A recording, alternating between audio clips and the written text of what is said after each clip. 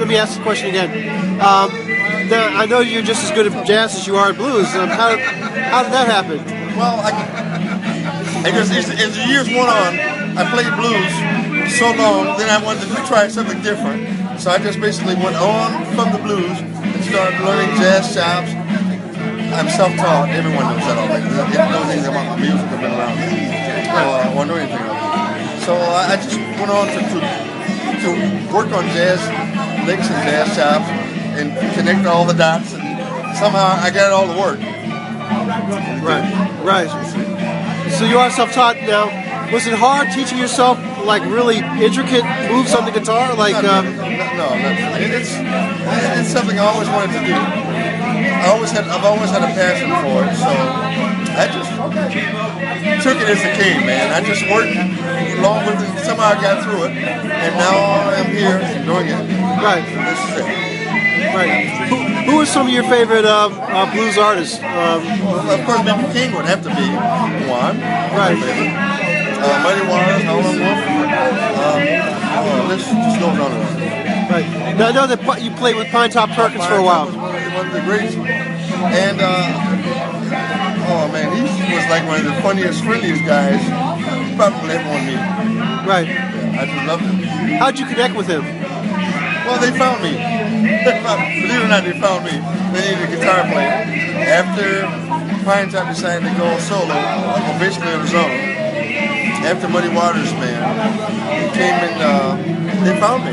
Said, hey man, we need a guitar player. We're about to be heading over to Europe, overseas, and doing a tour of the States as well. So we need a guitar player. And I went over to his house and sit and jam with him with his piano in the house.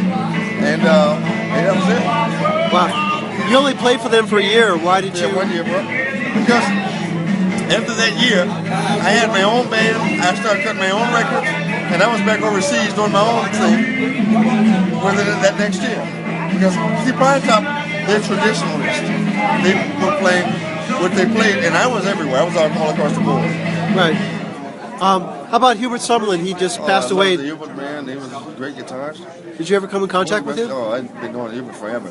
I met Hubert on the west side of Chicago. See, I grew up from the west side of Chicago, basically all over Chicago. Right. The west side was home, but I was doing it all in all the other areas as well. Hubert was one of those guys I met with all the neighborhood guys. And he was just like a regular guy. Did you have a lot of interaction with him though? Did he teach you things on the guitar, or did you teach him? No, just hearing stuff. I was learning. Wow.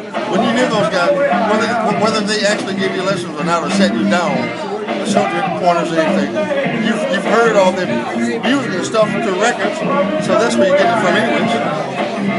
Right. And I understand also you tour with Carlos Santana. You tour with Carlos Santana. How was that? Well, Santana was always a good guy. He's always been a good guy. He's still a good guy. Right. Doing good now. I had the pleasure of meeting him. We did the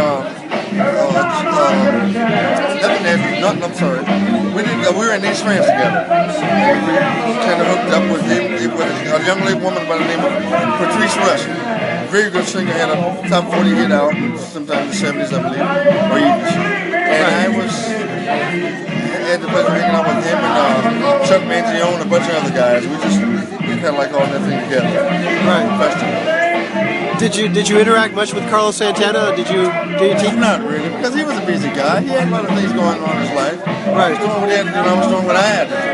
Right. So a lot of times musicians don't just move right up and just start talking, because everybody's on something different. They're living life. Right. But tell me, I noticed you seem to really enjoy playing.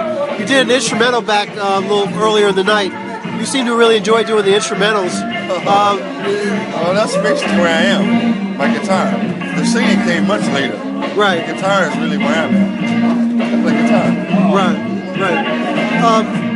Do you have any new albums coming out anytime soon, or? I have lots of stuff out. You just go to melvintaylorsmusic.com.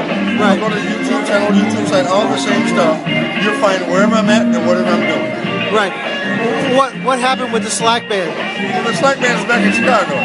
Oh, okay. So you kind of left them behind when you came here? Well, Oh, no, I'm still doing what I do. Right. But but the Slack band is, you're not really connected with them right now. You're kind of into other things at this point. Well, pretty much. I'm just doing what I do, man. Yeah. Hey, I gotta cut this interview short because I'm due back on stage.